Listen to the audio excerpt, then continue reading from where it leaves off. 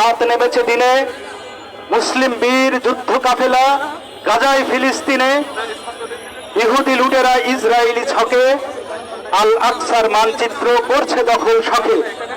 দলে বলে হও কাতার বন্দি যুদ্ধের জমিনে, মুসলিম বীর যুদ্ধ কাফেলা গাজায় ফিলিস্তিনে।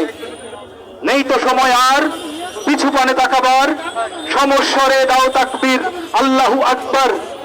তোমরা যারা দূরে বাংলায়, আরব, ইরাক, চীনে, মুসলিম বীর যুদ্ধ কাফেলা গাজায় ফিলিস্তিনে, সংগ্রামী শুভেচ্ছা।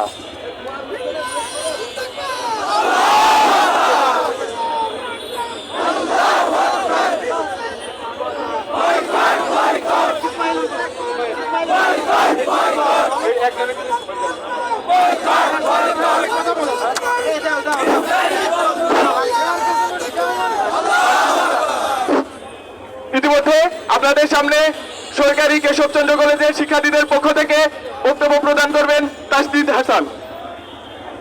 আসসালামু আলাইকুম।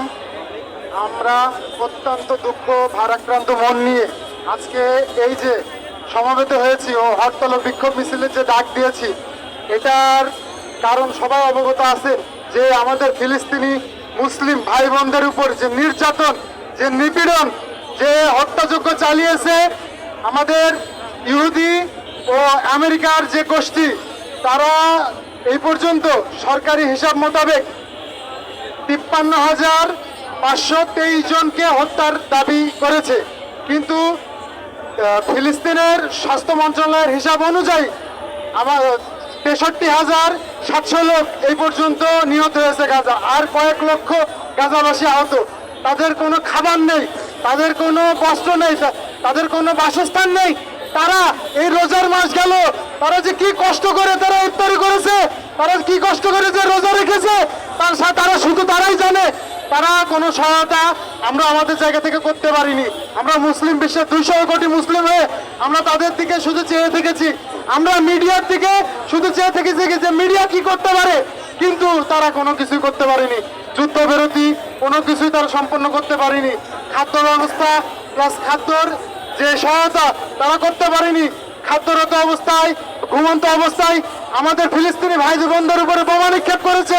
বোমা নিক্ষেপ করে আমাদের তাজা প্রাণ আকাশে উড়িয়ে দিয়েছে, যেটা আপনারা গণমাধ্যমে দেখেছেন।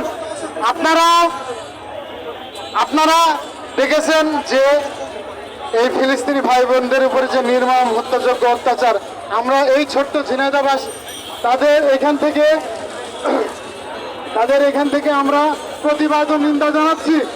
আমাদের মুসলিম বিশ্বে যত ভাই বোন ও মুসলিম উম্মাহ আছে, সবাই ফিলিস্তিনি মুসলিম ভাই বোনদের উপরে এগিয়ে আসুন। সকলকে এই উদাত্ত আহ্বান জানিয়ে আমাদের এই কথা শেষ করছি। সৌদি উপস্থিতি, এ পর্যায়ে আপনাদের সামনে ইসলামী বিশ্ববিদ্যালয়ের পক্ষ থেকে বক্তব্য রাখবেন তৌফিক। আমি তাকে খুব সংক্ষিপ্ত আকারে বক্তব্য রাখার জন্য অনুরোধ করছি। আসসালামু আলাইকুম। খুব সংক্ষেপে আমি আপনাদের কাছে একটা কথা বলতে চাই। এখান থেকে এই বাংলার যে মুসলমান আমরা আছি, আমাদের কাছ থেকে আমরা আমাদের গাজাবাসী, আমাদের ফিলিস্তিনের ভাইকাদেরকে বলতে চাই, ইয়া আইয়ুহাল গাজাবাসী, আমাদের যে দেহটা আছে এই দেহটাই কেমন শুধু আমাদের এই দেশে আছে। আমরা যদি চাইতে পারতাম, আমাদের যদি তেমন সুযোগ থাকতো, অবশ্যই আমরা তোমাদের কাঁধে কাঁধ মিলিয়ে ওই জিহাদে অংশগ্রহণ করতাম ইনশাআল্লাহ। আমি তোমাদেরকে বলতে চাই, ও ভাইরা, ও মুসলিম ভাইরা, দেখেন এই মুসলিমদের ইতিহাস মাত্র 2টা। আমাদের ইতিহাস এবং আমাদের ভবিষ্যৎ একটাই, আমাদের ভবিষ্যৎ জিহাদ, ইতিহাসে জিহাদ। জিহাদ ব্যতীত আমাদের আর কিচ্ছু নাই। মুসলিম মাত্র 2টা কারণে দুনিয়ায় বেঁচে থাকতে পারে, 2টা পথ ধরে সে দুনিয়ায় বেঁচে থাকতে পারে।